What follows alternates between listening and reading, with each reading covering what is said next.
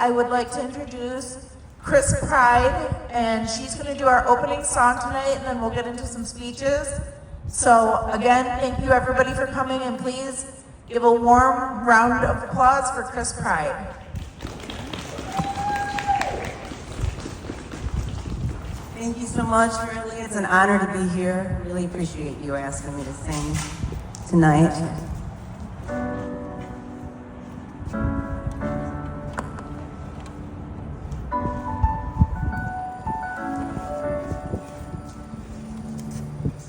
I'm not a stranger to the dark highway.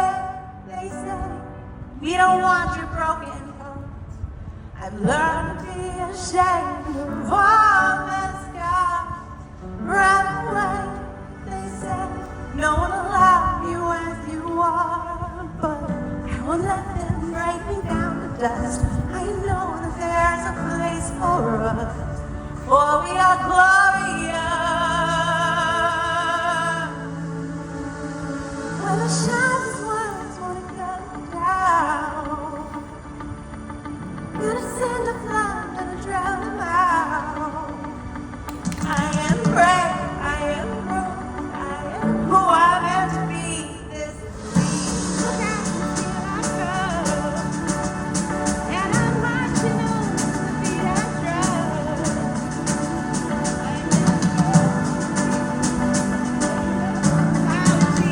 This is me.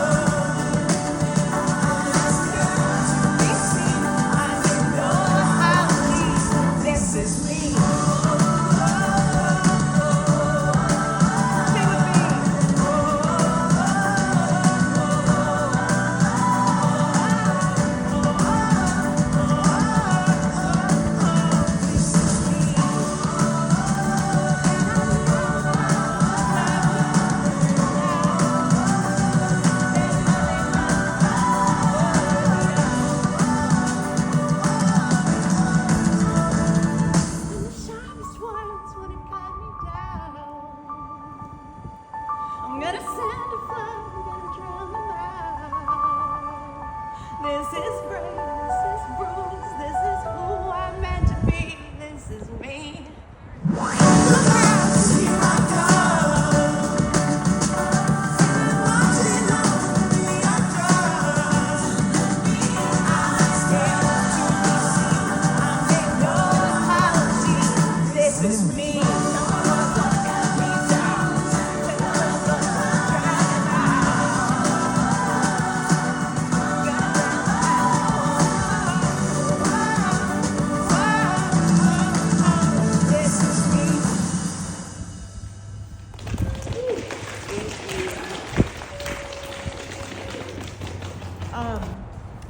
We have a very special friend of mine who is doing their very first speaking engagement with us, so I'm very, very proud of them. I'm very happy. Could we have Luna come on up? Oh, there you go.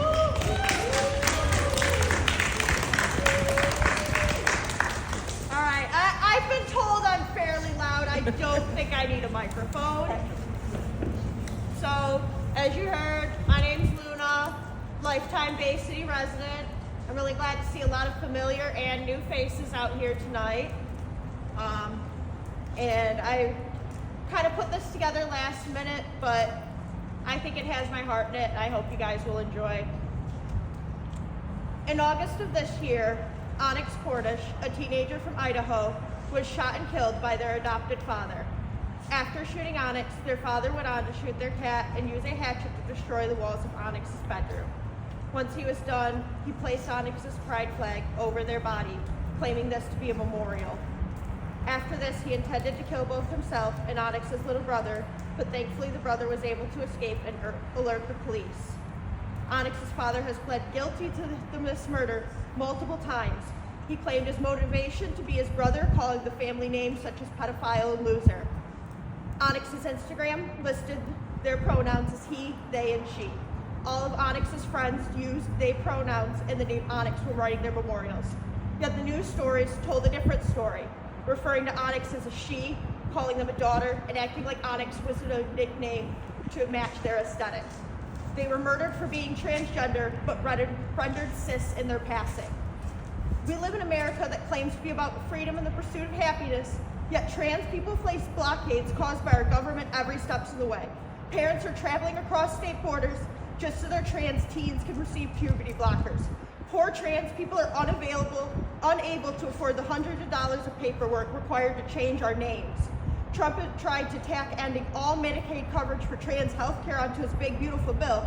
While that may have not been successful, he was successful in other ways. Late this summer, Trump has started blocking Medicaid from being used at Planned Parenthood, which is how many in our community receive transitional care. And even if you don't use Medicaid at Planned Parenthood, it doesn't matter because clinics are being closed across our states already because Medicaid was a major source of their funding. We live in America that is actively taking away our trans freedoms instead of expanding upon them. All trans people deserve to live in a world where we can be our true, authentic selves. We shouldn't have to tone ourselves down or censor ourselves to be taken seriously. We shouldn't have to worry about our medical care being suddenly stripped away from us. We shouldn't have to worry about our lives being ruined by baseless accusations of pedophilia. We shouldn't have to worry about our lives being cut short by someone who thinks of us as a degenerate. We shouldn't have to feel like our only choice is to end our own lives. We shouldn't have to worry about how the papers will misgender and dead name us after our deaths. Despite all the times that I felt like suicide was my only option, I actually don't want to die young. I want to die old, fulfilled, and loved by my trans partner. I want to die knowing that I will be remembered as Luna, a non-binary person who used it pronouns. I want to die knowing this world is safer and kinder to the trans people after me. I want to die in a world where every trans person is able to access the transitional healthcare that they want. I want every trans child and teen to be able to grow into a trans adult. Trans joy is real, and I hope every single one of you are able to experience tonight. I hope you're able to look at everyone around you and know that there is a future for us. Trans people have always been here, and we will always be here. We will not be silenced, we will not be censored, we will not stop existing as our authentic selves. Thank you. Luna, we really, really appreciate you. So next up, we have my dear, dear friend Charlie. She would like to do something. She kind of prepared for me very quickly. I asked her last night. So please give her a very warm welcome and lots of love. All right.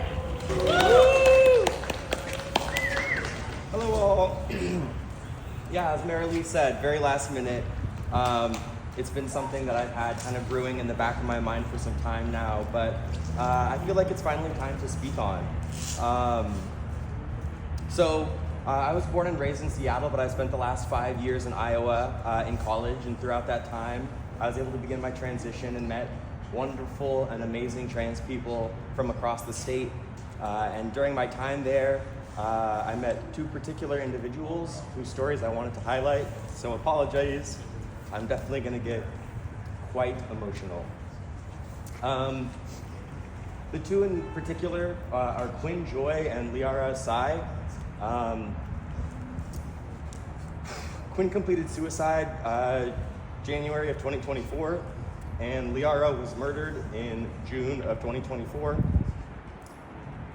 The news of both of these losses rocked the transgender community, both in Iowa City where they had spent considerable time as residents, and across the entire state where they were loved. I'm going to take some excerpts from a zine made by Quinn's girlfriend, ones that I thought were particularly meaningful to me. In an excerpt of a poem by her girlfriend, and a sentiment that was echoed at her memorial service, it never occurred that I'd have to search for your comfort between branches and leaves. From a song of a close friend. I hope you found relief in your final moments of lucidity from the trauma you so badly wanted to shake. I hope you felt catharsis. I hope you know we loved you. I hope you now know peace. From Quinn's thoughts on Paris's Burning. I'm pretty sure it was her favorite movie. She lamented not being able to experience the New York ballroom scene the way that it was depicted, living in Des Moines, Iowa, of course. And I think she deeply resonated with the story of Venus Extravaganza, a transgender woman who was killed by a man during the course of filming the movie. Deep down, she felt that to be a trans woman was to live a kind of doomed existence. And I think that she saw Venus's story as a locus for that belief. Some further thoughts from her girlfriend. Losing her feels worse than losing a lover. It feels like my sister by blood was carved out of my being, leaving me half of who I was. I remember asking her what she wanted from me, and one of the last things she ever said to me was that she didn't know. She just wanted to stop hurting, and I hope that she did. I'm going to carry her with me every day. When I'm buried, my bones will go with you to my grave, having been molded into what they were by every person who made my life beautiful, and the way she changed my life will be legible in them. On her views, she was a staunch second-wave feminist owing to her history as a survivor of rape, constantly agitating for the bodily autonomy of women. She was also a lifelong communist, giving her time and energy to support workers' rights, union participation, education, and organization towards the communist cause. An excerpt of her own poetry. I have terrible hooks in my back. They are chained to a heavy weight. I've known it since I've known touch. It was hard in school, harder to look in the mirror. I could always catch a glimpse of it in the corner of my eye. If feeling it wasn't enough, I tried to move on, tried not to blame myself. I went on a few dates. Some tried to help, most couldn't. But I finally found someone. Work and hooks were distant for a while.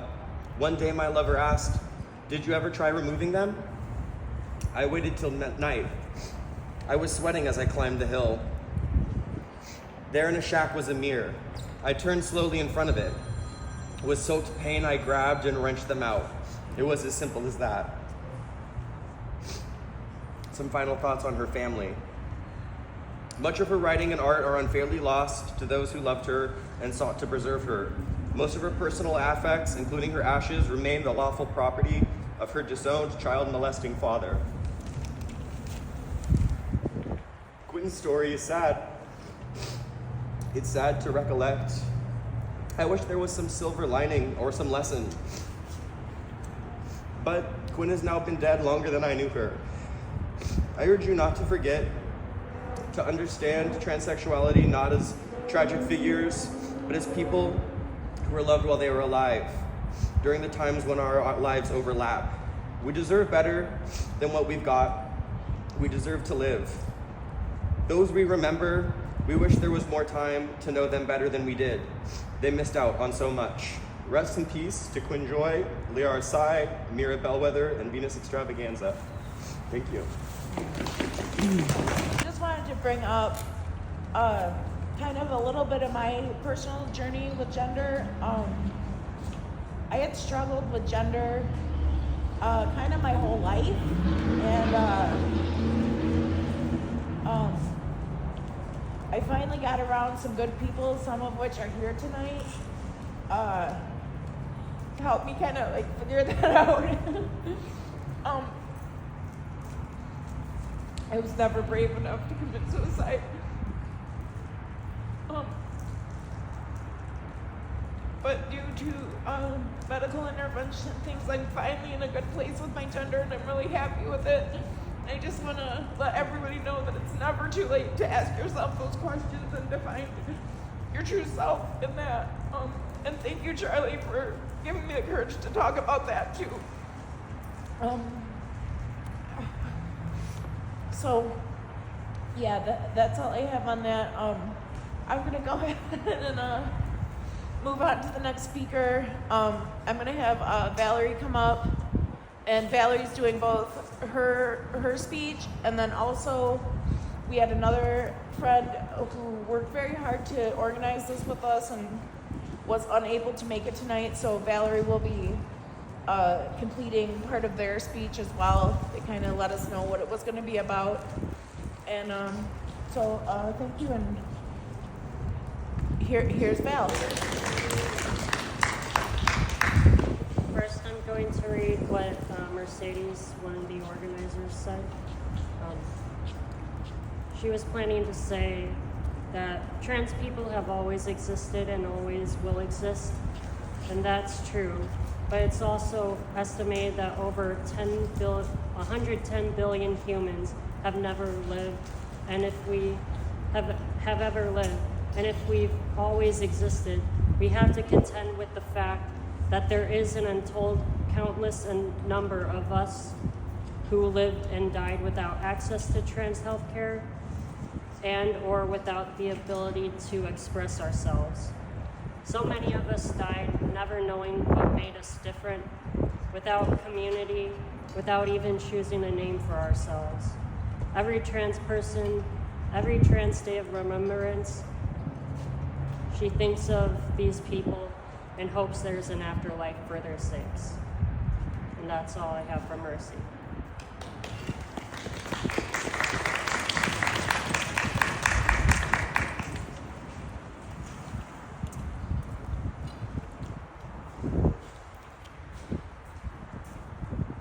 Comrades, today we gather to remember and celebrate our trans and queer brothers and sisters who have been and are currently facing a systemic silent genocide.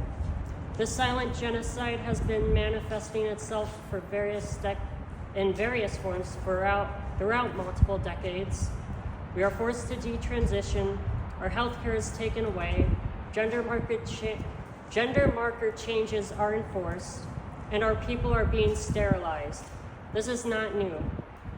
These are the same methods that Nazi Germany, the American government, and the Israeli government have implemented against innocent populations before and continue to do so.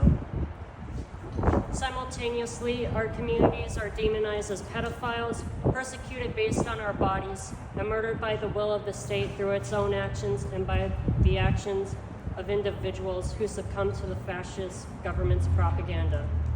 While the real pedophiles are able to live freely in the wealth that rightfully belongs to the people and to the communities the U.S. has abused for centuries, trans and queer phobia has never been more prominent than it is today, though the West would like us to believe that being trans is a modern phenomenon. And the truth is that we have always existed in history and we will continue to exist despite all of our fallen martyrs.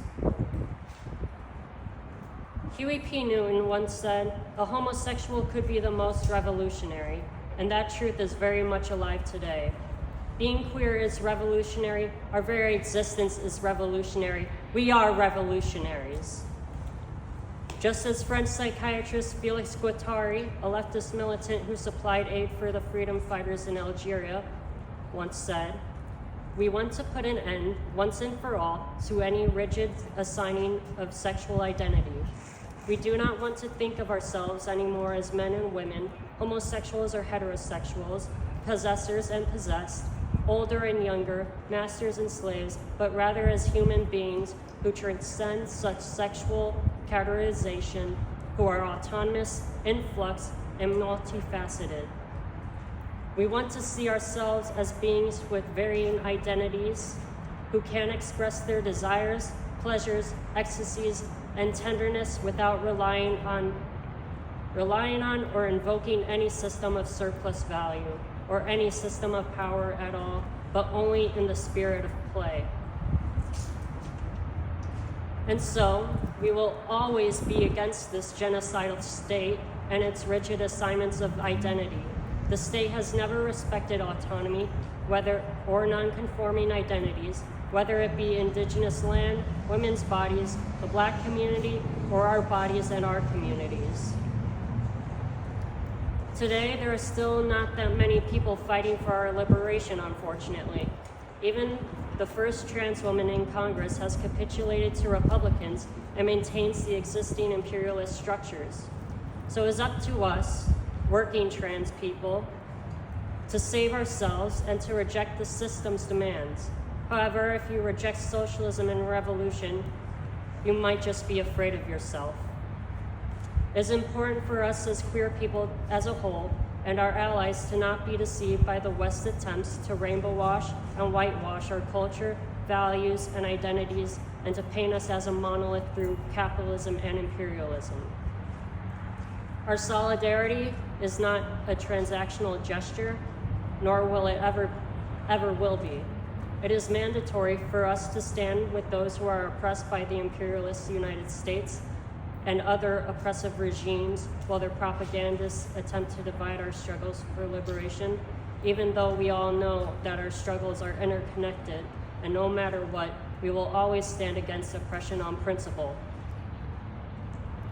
We must actively show this solidarity by combating ICE, distributing mutual aid to oppressed communities, collaborating with local community organizations that go against capitalism, and building relations with other communities throughout the globe, such as in Palestine, Sudan, Venezuela, Colombia, Congo, and the many other communities persecuted by oppression.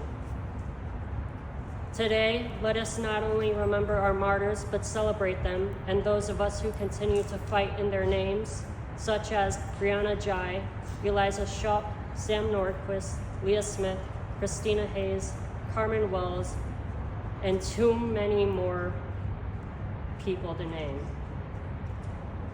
while also remembering the countless victims of U.S. fascism, including those who are indigenous, Black, immigrant, disabled, and our neurodivergent comrades who suffer the same oppression we do throughout the world.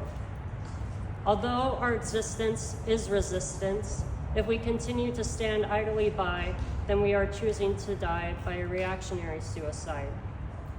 In order to avoid this, we need to keep building up our communities and be present in creating a socialist system for our communities, and so that the masses are able to see us as human beings.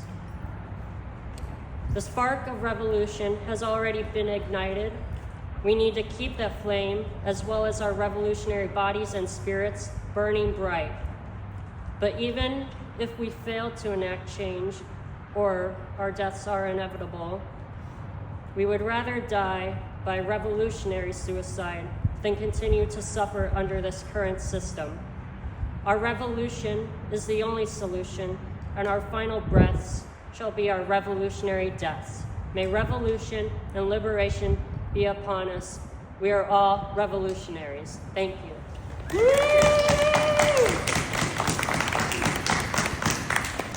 Canceled, so I'm kind of pulling some last minute strings, and I'd really like to thank Sam for agreeing to say a couple words for us tonight. Yeah, but, so everyone, this is Sam. Hi guys. I really can't keep up with all the folks who had wonderful prepared statements and things to say, but I did want to speak off the cuff and a few bullet points really quick, and talk about, take a moment to honor the people who aren't counted in these lists that we always see on Trans Day of Remembrance. It's a little close to home, both geographically and emotionally for me here, because a friend of mine was murdered here in Bay City a few years back. I don't know, 2018. Seems like really recently, but he was denied service by a doctor at McLaren, and his organs were shutting down, and the doctor refused to touch him, and he died. And that year at Trans Day of Remembrance, the official one, sanctioned by an organization who I'm not going to mention. We were told that's not death by violence. We were told that he didn't count because being denied medical care when you're dying isn't violence.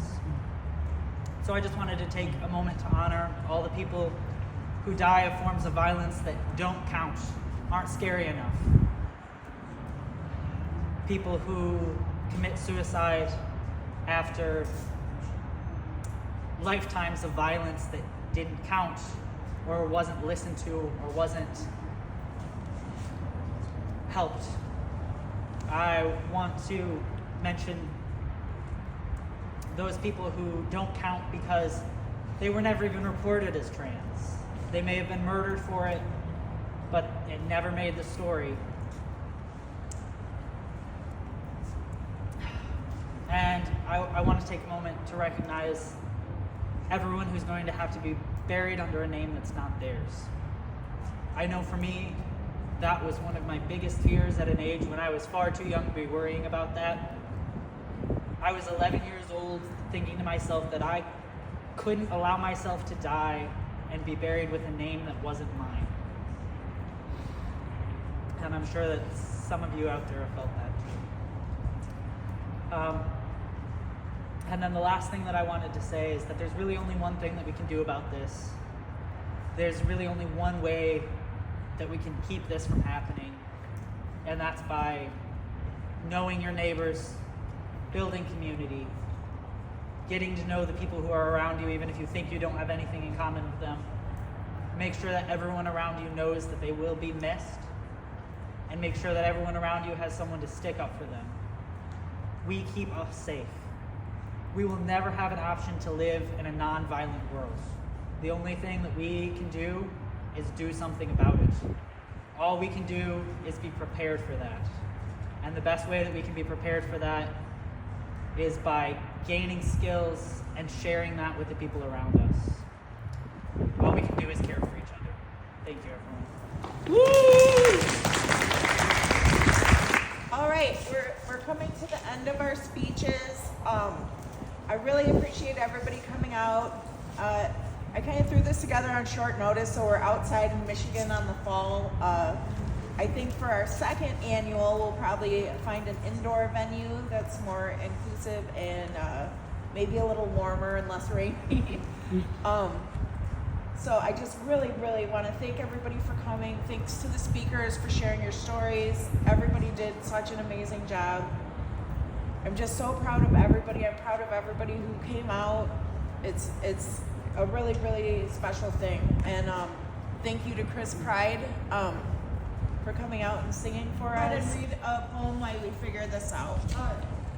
I wasn't sure if I was going to read this. Wait for just a I'm link. reading it. So,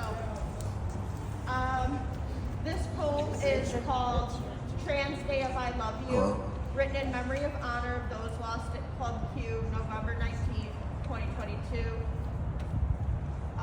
This isn't written by me, but if you're interested in this poem, you want to see more written by this author, the book that they put it in is called Weeds Grow Anyway.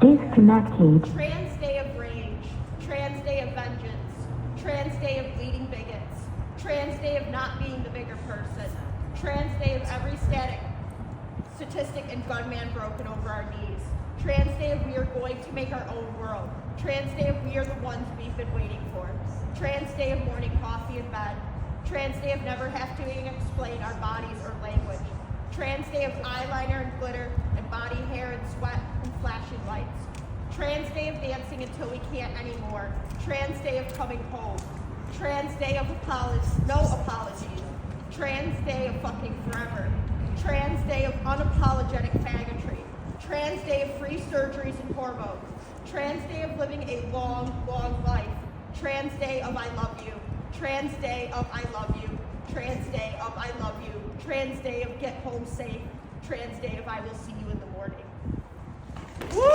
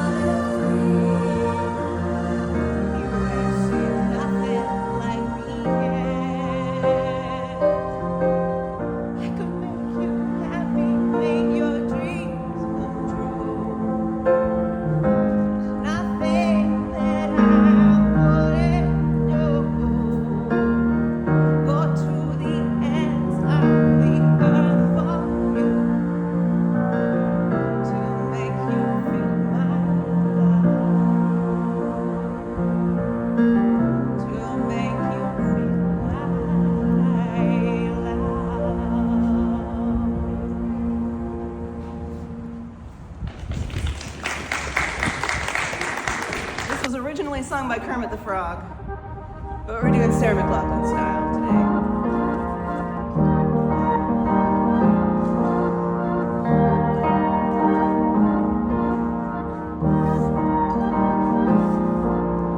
Why are there so many songs about rainbows? What's on the other side? Rainbows are visions, but only illusions. Rainbows have nothing to hide. So we've been told, and some choose to believe it. I know they're always see. Someday we'll find it, a rainbow connection. The lovers, the dreamers, and me.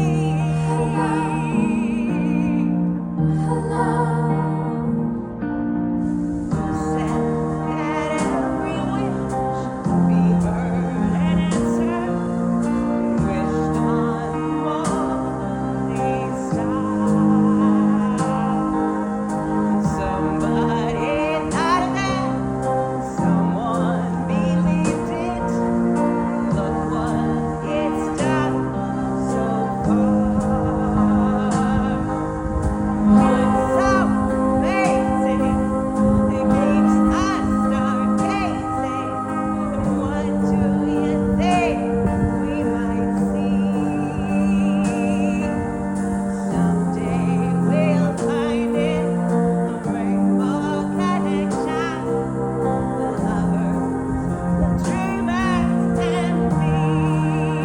All of us under its spell. We know that it's probably magic. Have you been asleep? Have you heard voices? I've heard them calling my name. Is this the sweet sound they call me a sailor? The voice might be one and say.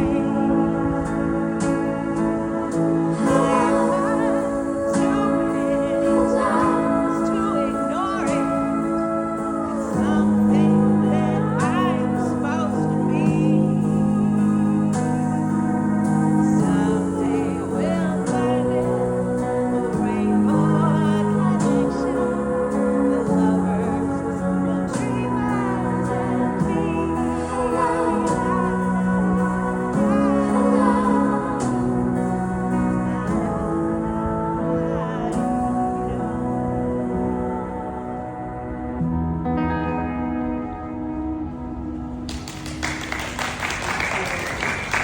Thanks for letting me sing for you today.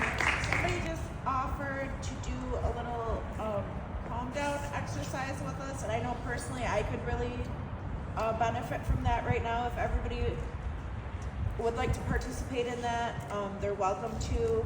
CJ, would you like to come up and lead us in that? I wasn't ready to get that emotional, so I could really benefit from this. So, everybody, CJ. Hi, CJ. So I just wanted to kind of take a second to do some breathing, not to like get back into like, or not to get out of a mood of reverence or anything like that, because this is somber stuff and we are being respectful, but just to be respectful to ourselves as well. And there's a quote I'd like to share as well, which is, let this drive you to I forget what it was. Is let this drive you to be better instead of despair or something like that. And yeah, sorry, I'm anxious, but that's the point of this. So if everybody could just kind of like move around a little bit, let yourself get a little more loose, because I know that everybody has kind of been standing here still for a little bit. And when you're ready, just join me in breathing in for 4, hold for 5, and out for 7. So So let's breathe in for 4. Hold for 5. Out for 7. Do it one more time. In for 4. Hold for 5. Out for 7.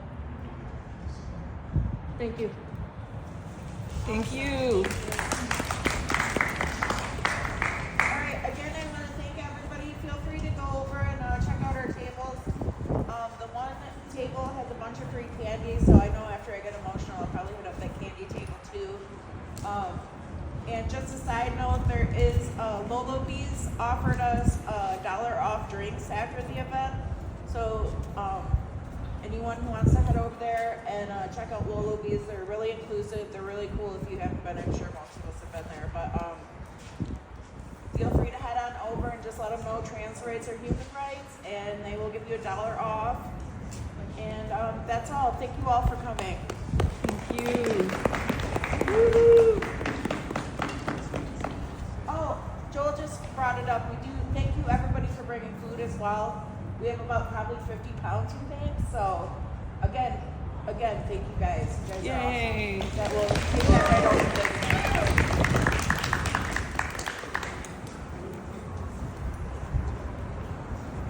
You're bundled up. Hey.